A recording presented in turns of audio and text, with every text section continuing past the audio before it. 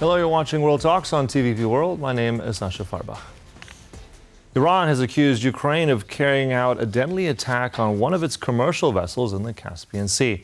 And meanwhile, President Zelenskyy prepares for high-stake talks with U.S. President Donald Trump as domestic protests over changes to Ukraine's wartime leadership continue. Joining us now to discuss all the latest is Peter Dickinson, UkraineAlert Editor at the Atlantic Council. Good to have you with us. Welcome. Good morning. It's great to join you. Thanks for having me. I want to begin with an interesting clip. This comes from the Kazakhstan President, Mr. Tokayev, and he said this on Saturday in Russia alongside President Putin. Let's just roll that now for you and our audience. I won't hide the fact that I'm receiving many signals from Europe and the United States regarding the current state of the conflict between Ukraine and Russia.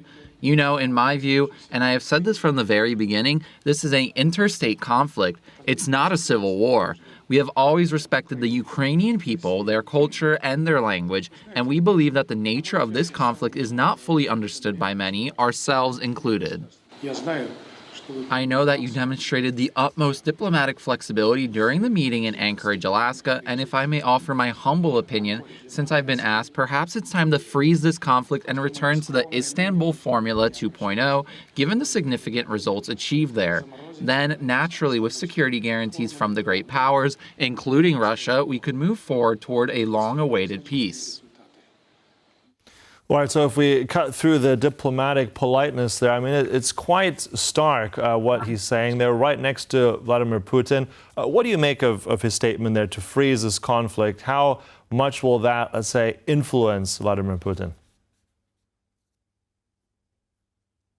Well, I'm not sure that it will convince him to take any major step, but it will certainly have hit home that he's being spoken that way by the president of Kazakhstan in Russia itself. I mean, that is not something that you would have expected to see 5 years ago, before the start of this full-scale invasion, or perhaps even 3 years ago. Clearly, the tables are turning there in the old imperial relationship, and the leader of Kazakhstan feels he can speak to Putin in that way. I would say one of the most interesting aspects of that extended quote there was at the beginning, when he made a point of saying how Kazakhstan had always respected Ukraine as a nation, always respected the Ukrainian culture and language, a very thinly veiled jab there at Putin's attempts to erase Ukrainian culture and language and to deny Ukraine's right to exist as a nation. I think that was something that would have definitely hit home for Putin. He understood that, and his body language was very, very interesting there. Again, sort of slouched down like he was a naughty schoolboy being lectured.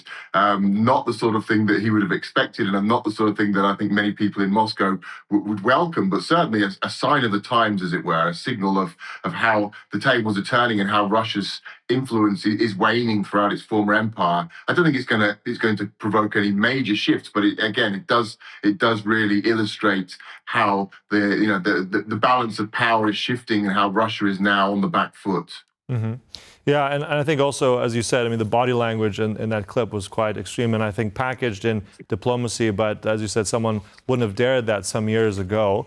At the same time, I'm also curious because he mentioned the Istanbul Formula 2.0, very much about freezing this conflict where it is at the moment, or the gains made. Tell us a little bit more what exactly he's referring to, and if we do, let's say, execute that as he suggests, how much does that legitimize Russian gains at the moment, or does it open, let's say, space for more diplomacy? Yeah, I think it's essentially a call for diplomacy. I mean, Istanbul is a reference to the talks that took place in the very first months of the war. The Russians and Ukrainians have very different versions of what actually took place, what was agreed, what was not agreed, how far those talks proceeded, and how close they were to an actual conclusion at any point. Retrospectively, Putin has turned around and said, we were very close to a deal, but the West intervened and scuppered that deal. They basically sabotaged negotiations. Whereas the Ukrainian version is like, the Ukrainians have said, we were never that close to a deal, and Russia's demands essentially made it impossible. Russia was demanding to, for example, to have a dramatically reduced Ukrainian military and to have a veto over any Western military aid for Ukraine in the future. Terms that Ukraine could never accept to realistically. So I don't think there's any single document here we could refer to and say, okay, that's the Istanbul document, let's revive it. But I think the basic idea is let's have those talks, let's have some form of talks proceeding. I think referring to Istanbul 2.0 is a way of trying to sort of appease Putin or allow him to save face and encourage him to go forward in a way that maybe seems like it's Russia's initiative. But I think broadly speaking, it's all about saying let's have some sort of compromise. But is a compromise realistic? I think the Ukrainians have shown a willing to accept some forms of compromise as long as they can have very significant security guarantees and have their status as a sort of country that's now embedded in the Western security architecture guaranteed. The Russians have been much more inclined to stall talks, to sort of drag things out and to introduce new terms. And Putin's rhetoric more broadly, I think, suggests that he really can't accept any sort of deal that does guarantee Ukraine's future independence and statehood. I think that's fundamental for the Russians. Putin's been very clear that Ukraine is part of the Russian sphere, that it is essentially part of Russia itself. It's historically Russian land. The Ukrainians and Russians are one people, i.e. Ukrainians are Russians. And he is not prepared to accept a European, democratic, Western-orientated Ukraine on his own border. So, we have to be realistic here about how much room there is here for a compromise peace and how ready Russia would be to accept those terms. Mm-hmm. Yeah, and I think also interesting to point out compromise at the same time. If we look at the last few, well, really almost now daily, but especially the last few months, we've seen more and more long-range strikes by the Ukrainians, really pummeling, if it's oil infrastructure, if it's energy, if it's all sorts of different types of targets across Russia. I mean, the image there is very clear. So, I mean, at this point in time, we've also have this visit now for Lindsey Graham's funeral in Washington, D.C. President Zelenskyy will be traveling there, likely meeting with President Trump. Any sort of, let's say, takeaways from there, expectations? What's that mood going to be like when those two presidents come together? Well, I mean, President Zelenskyy is traveling to the United States with the relations between the two countries in a much better position than they've been for a long time, arguably since Trump returned to the White House. When we all remember the catastrophic meeting they had back in February 2025, like a year and a half ago now, in the Oval Office, which was really, the low point. But the relationship has been pretty fraught for much of the last year and a half. The rhetoric from Trump has consistently been critical of Ukraine. He's been very pro-Russian. He's never made any real secret of his admiration for Vladimir Putin and his desire for closer ties with the Russians. So, that's always been a major challenge for the Ukrainians. But we have seen a turn recently. We've seen a turn in Trump's own rhetoric. We've seen a lot of the people around Trump, the loudest information sources in MAGA, some of them turning towards Ukraine. And we're also seeing some practical increases in relations between America and Ukraine. There's been recently news of the first steps towards a major drone deal, for example, which would see potentially large numbers of Ukrainian drones being manufactured in the United States, and Ukraine and America cooperating there in terms of military tech. So I think there's a lot of room there to build a more pragmatic and practical relationship. Trump seems to be warming to Zelenskyy. And I think a lot of the factor here is also the Iran factor.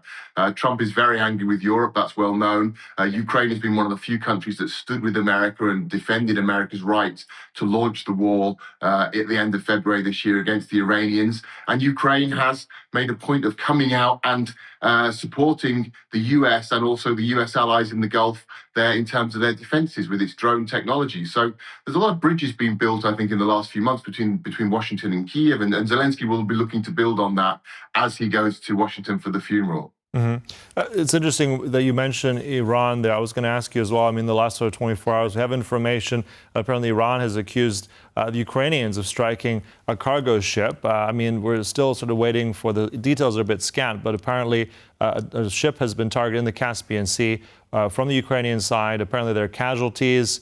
Now the Iranians say this is against the second article of United Nations Charter. What do you make of that development? Is this something that can also, let's say, develop further? How is Trump going to view this? How will Zelenskyy view this? I mean, what's the situation there in the Caspian Sea? Well, the Ukrainians have said they've struck shipping in the Caspian Sea that is involved in the arming of Russia, the Iranian Russian arms logistics, and this would be very much part of Ukraine's broader campaign to target Russian logistics. So we've seen this inside Russia itself with the attacks on Russia's military-industrial complex and its oil and energy sector, and more recently with the e-commerce hubs that are used to supply the military, the Wildberries hubs. We've seen this in the Sea of Azov and in the Black Sea with the targeting of Russian shipping that again is supplying oil, the Shadow Fleet and so on, and now the Caspian Sea. So it's part of a bigger picture. I don't think that the Ukrainians would necessarily have any major concerns about targeting ships that are Iranian flagged if they're part of this trade. Although let's wait and see for confirmation on exactly what's taken place there. But I think, if you look at the Iranian conduct in the last few months in the Gulf, where they've been attacking countries very aggressively, I think that the Ukrainians wouldn't be overly concerned about Iran appealing to international law in this case, for example. Mm-hmm. Certainly the Ukrainians feel that it's well within their rights as a country that's been attacked internationally by the Russians to defend themselves by targeting Russian logistics. And then, the Iran-Russia pipeline here of supplies is certainly part of that. And if we look at social media simply over the last 24 hours, Americans have responded very favorably to this news of these reports of a Ukrainian attack on an Iranian ship. They see that as supporting what they're trying to do as well. And I'm sure Trump would appreciate that. He would recognize the boldness of that and the rightness of that, and that is in American interest. So again, it could be another factor which would strengthen this growing positivity, let's say, between Zelenskyy and Trump on a personal level, and between Ukraine and the US. It would help to sort of cement that improving relationship. Mm-hmm. Yeah, and all that is done because of military strategy, military leadership, which has changed in Ukraine. Just really briefly at the end, I just want to get your assessment of where we are with that. I mean, the protests do continue. The former Defense Minister Fedorov is still saying that he wants his old job back. That doesn't seem to be happening, but protests continue. Where do you see this development going? Just briefly before we close today.